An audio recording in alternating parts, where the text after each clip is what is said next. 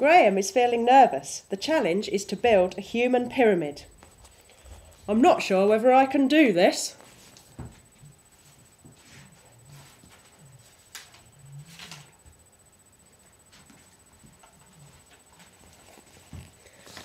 I'm feeling a bit more confident now. I trust my team. Let's push the boundaries.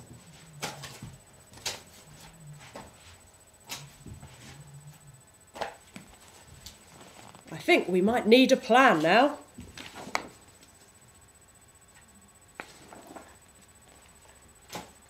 Team members should all know their roles.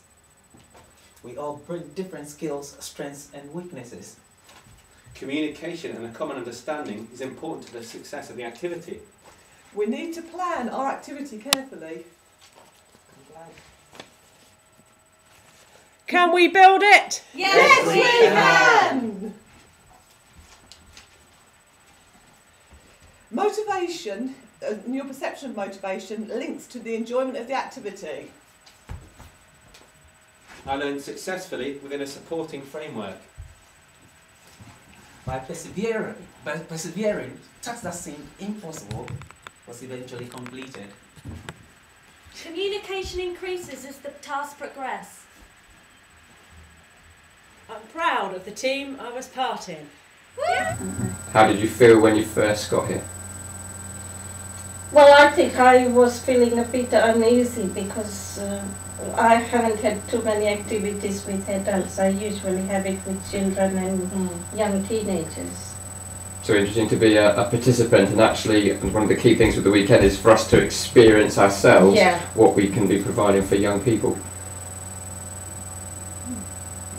And I certainly felt that not being in the leading role, but being a participant, has helped me recognise and realise certain things about the youngsters that we work with, and it's made me start in a thinking process for me. That's brilliant. So we really are members of the community. We are. There's not a distinction between adults, leaders, students. We've come together this weekend as a community.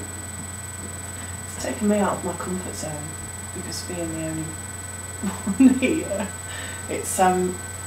it's not something I'm very good at, getting in front of a big group of people that I don't know and starting to talk and communicate and getting involved. I normally take a back seat. I think I did at first, just kind of stood back at the sidelines, but today in smaller groups it's been able to come forward a little bit more and get on and take a more leading role and then sit back when I have to and team player when I need to be. What will definitely stick in my head is the Mango model and the idea of having a council and the home groups, and the idea of there being almost like a pseudo community group, and then there being chaos, and then the idea of us shedding layers and it becoming a more truthful, honest, active kind of community group. I know that will definitely stick with me as a really helpful kind of way of working. One of the questions that I would like to ask is, how long does that process take? I know you can't put a definitive time on it. It's an evolving process that we're slowly working towards. I don't think we're there or even close to it yet, but I think we've certainly started taking steps along that pathway to understand that the shedding process needs to happen. I think as well, different members, what I've noticed is that different members of the community have gone on different journeys along that process. So I think I've seen people start to shed, maybe even a little bit, and I've seen parts of maybe a little bit of kind of chaos, and I've seen still lots of people. I think we're all a lot of us are still in that pseudo kind of nicey artificial kind of relationship. I think maybe we don't ever get to the end, the real truthful one, until everyone is there, and that could take a long time, I think. I think it's hard to do that though when you've got, essentially an evening and a day. Oh, definitely, yeah. And I think with the groups that they are, within each group, I think if it's interesting because we're all mixed up. I mean, if you were still in your group with all the other people from your school, I think some of that pseudo community would be would be broken down because you're familiar with yourselves, familiar with each other already. You know how each other works, and often I find on insteps when you're split up and you're sort of made to work, because even in your own schools you don't always necessarily work with people that you're used to. You know, you don't cross departments often, and something like this. And the longer time that it has to embed, the better, I think. Who would recommend this programme to a colleague to come and try and experience for themselves? Definitely, I definitely want to come back to the part 2 that they're talking about in March. Yeah, I think I'll come back in part 2 as well.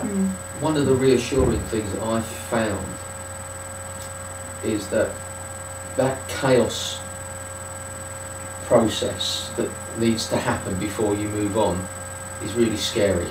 It's frightening, but something that was said, that you need to hold on to the central truth that you believe to be right. And for me, that was a very powerful statement for somebody to make. That process, that chaotic process, needs to happen. And it's how you deal with that. It is scary, and it's exactly how you deal with it, because you don't know each other. You don't know how people will react to you. And you know, we can all say here we're adults and we're professionals, but you know, if somebody says something and you take it in the wrong way, you know, we end up like the children. And you know, you wouldn't necessarily take offence. I wouldn't take offence at something I know I'm saying, because I know it's just I've got to get it off my chest. It's not because I dislike or I don't like working with that person. You know what I mean? When it got to that point, but it's being adult and mature enough to accept it as well. And that's one thing I'd be interested to see with kids, about how it would work with them, with that chaos and that blame with each other. And like I was talking about earlier, about having a facilitator when you're with kids in a group who helps them get through that chaos, because you know it takes. During the activities, I felt split by my team by kind of the 2 roles I felt I had. One, to be part of the team and to take part in the activities, and 2, to document. You know, I wanted to take photos, yet I felt that I didn't want to seem segregated to my team and not caring about the activity. I was really excited about the task, and as ever I always get concerned about being overexcited just in case the team aren't feeling the same. So yeah, I felt excited, but I was also really, really aware that I wanted everybody else to enjoy the experience too.